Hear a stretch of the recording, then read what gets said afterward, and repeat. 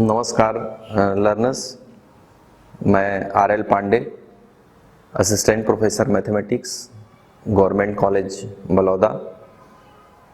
आज इस video lecture में हम फर्स्ट ऑर्डर और हायर डिग्री के डिफरेंशियल इक्वेशन में फोर्थ टाइप का जो डिफरेंशियल इक्वेशन है, क्लेरो डिफरेंशियल इक्वेशन, उसके बारे में डिस्कस करेंगे कि क्लेरो इक्वेशन क्या होता है और उसको हम किस तरीके से सॉल्व करते हैं।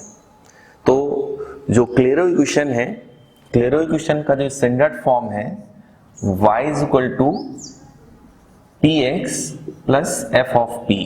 यहाँ पर f ऑफ p का फंक्शन है। अब यदि हम इसके सॉल्यूशन की बात करें, यहाँ पर मैं एक एग्जांपल लिख रहा हूं जिससे आपको समझ में आ जाएगा। y is equal to px plus p upon p plus 1। आप देखते हैं स्टैंडर्ड फॉर्म में ये चेंज नहीं होगा। ये जो f ऑफ p है, इस f ऑफ p की जगह पे p का फंक्शन हो जाएगा, e to the power p हो गया, log p हो गया, sin p हो गया, या कुछ भी हो सकता है। तो इसको पहचानना, इस डिफरेंशियल इक्वेशन को पहचानना बहुत आसान है। अब यदि हम इसके सॉल्यूशन की बात करें कि हम इसको सॉल्व कैसे करेंगे, तो यदि आप ध्यान से देखेंगे तो it is differential equation solvable for y। ये y के लिए सॉल्व होने वाला डिफरेंशियल इक्वेशन।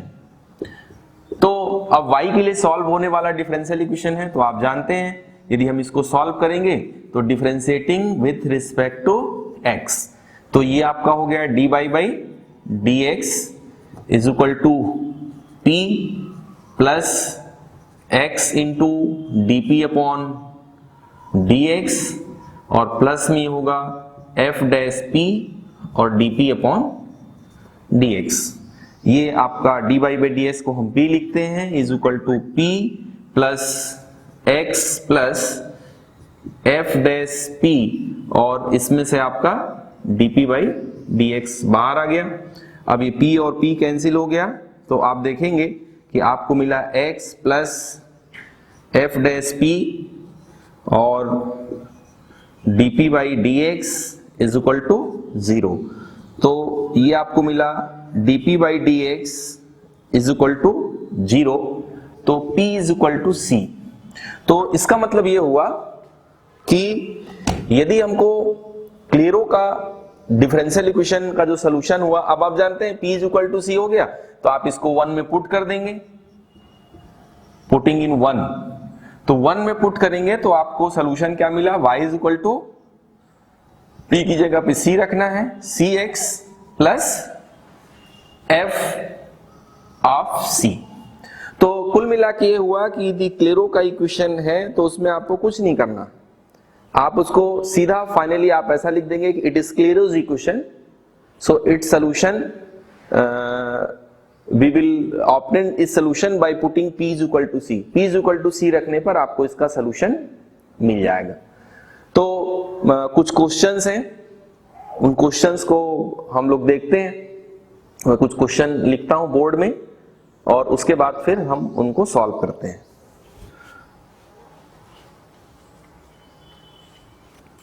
तो एक क्वेश्चन तो पहले से लिखा ही है, एक और आप लिखिए। ये हो जाएगा सेकेंड में p is equal to log px minus y। Third में p square x square minus a square minus 2xp plus y square minus b square is equal to 0। और जो फोर्थ है वो जाएगा xp minus y square is equal to p square minus 1। अब इनको हम देखते हैं, ये जो क्वेश्चंस हैं इनको। तो पहला का जो सॉल्यूशन है, फर्स्ट का सॉल्यूशन है, वो तो आपको समझ में आ गया।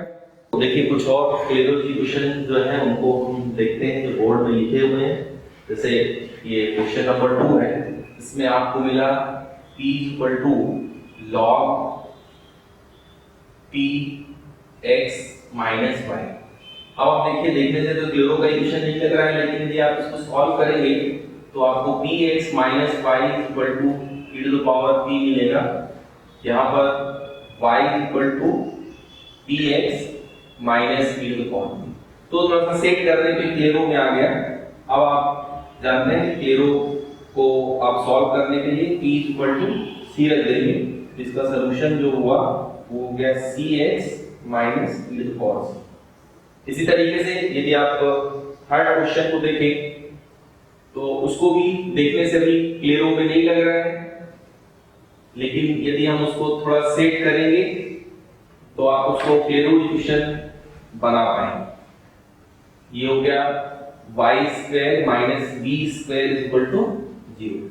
तो इसको मल्टीप्लाई कर दीजिए तो p square minus x square minus 2xy को इधर लिख लीजिए प्लस वाई स्क्वायर, और इस टर्म को इस तरफ लिख के ये हमने कर दिया। अब ये जो टर्म है इस टर्म को आप y माइनस एक्स का होल स्क्वायर लिख सकते हैं। ये हो गया a square p square plus b square equal to 0 p square. अब उसके बाद इसका square root y minus px is equal to plus minus under root a square p square plus b square.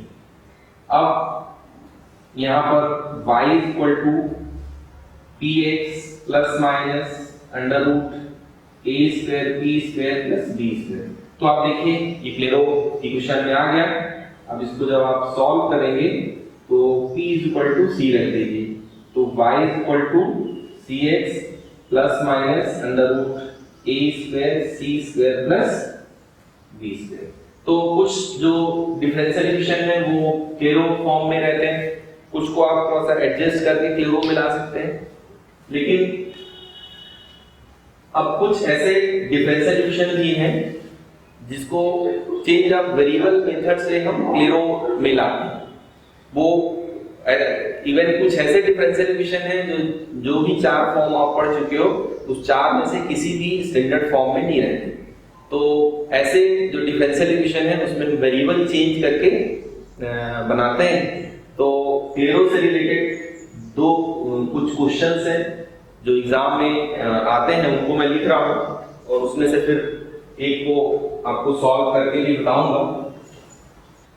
ये ऐसे डिफरेंशियल इक्वेशन है, इसमें हम variable change करेंगे, वेरिएबल में दोनों वेरिएबल चेंज करेंगे, डिपेंडेंट वेरिएबल और इंडिपेंडेंट वेरिएबल। किसी क्वेश्चन में केवल एक को भी चेंज कर सकते हैं। तो चलिए देखिए, मैं इस क्वेश्चन को सॉल्व करता हूं। फर्स्ट को ये है e to the power 3x p minus 1 plus p cube e to the power 2y is equal to 0। अब यहाँ पे सब्स्टिट्यूशन हम करते हैं। हमने e to the power x is equal to u put कर दिया और e to the power y is equal to d put किया। इसको डिफरेंशिएट करेंगे तो आपको मिलेगा e to the power x dx is equal to du और e to the power y dy is equal to dv। यदि आप यहाँ से dx की वैल्यू निकालेंगे तो ये हो जाएगा du upon e to the power x, मतलब du अपॉन u। इसी तरीके से dy की यदि वैल्यू निकालते हैं तो ये हो जाएगा dv upon e to the power y और ये हो गया dy dv अपॉन v। अब ये आप देखिए कि जब हमने x और y को u और v में चेंज किया है तो उसका जो डेरिवेटिव है dy बाई dx वो भी चेंज होगा। तो अब हम देखते हैं कि स्मॉल p का मतलब है dy बाई dx। इसकी वैल्यू आप जो ऊपर निकाले हैं उसको पुट करेंगे तो आपको ये मिलेगा u अपॉन v और dv अपॉन du। अब ये नया डेरिवेटिव है, जैसे dy बाई dx था वैसे dv अपॉन du है। तो जैसे हम dy बाई dx को स्मॉल p लिखते थे तो यहाँ पर हम इसको कैपिटल P लिख देते। मतलब आपने यहाँ पे capital P is equal to लिखा है dV अपॉन dt। तो जो हमने सब्स्टिट्यूशन किया था उस सब्स्टिट्यूशन में हमने सारी वैल्यू निकाली।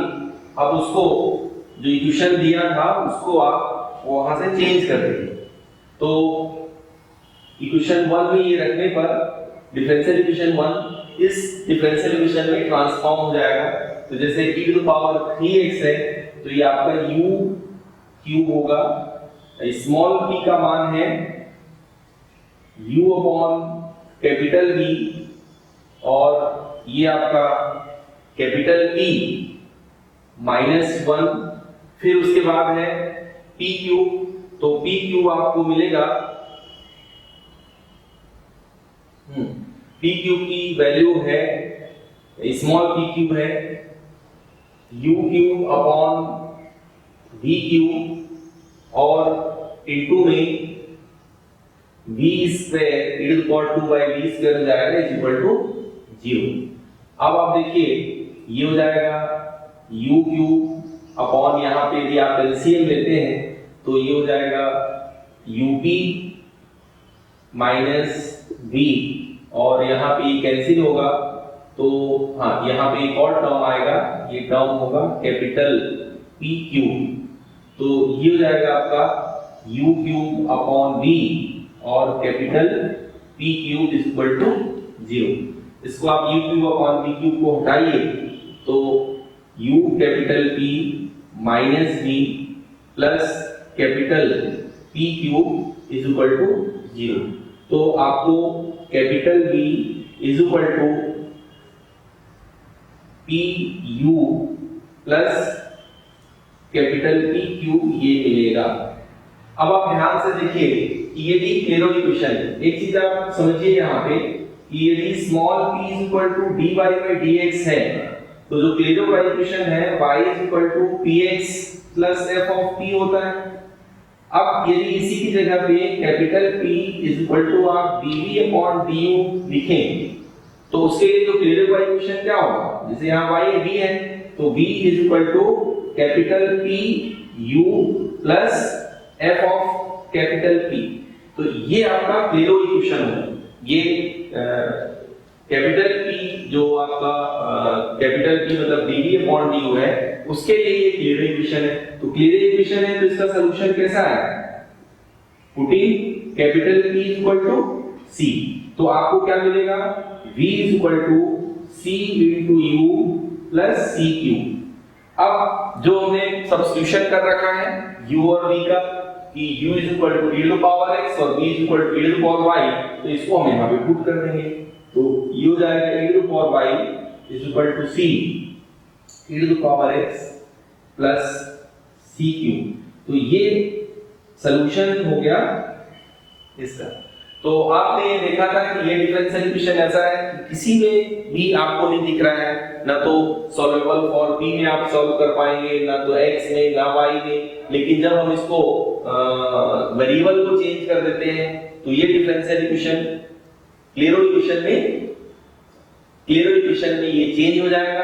क्लेरो इक्वेशन में चेंज होकर आप इसको सॉल्व कर सकते हैं। जो सेकंड क्वेश्चन है उस क्वेश्चन को भी आप सॉल्व करिए और भी आपको टेक्स्ट बुक में जो क्वेश्चंस मिलते हैं उनकी आप प्रैक्टिस करिए। बहुत आप अंतिम तक इस वीडियो को देखने के लिए आपका धन्यवाद। मैं उम्मीद करता हूं कि ये लेक्चर आपके लिए काफी हेल्पफुल होगा।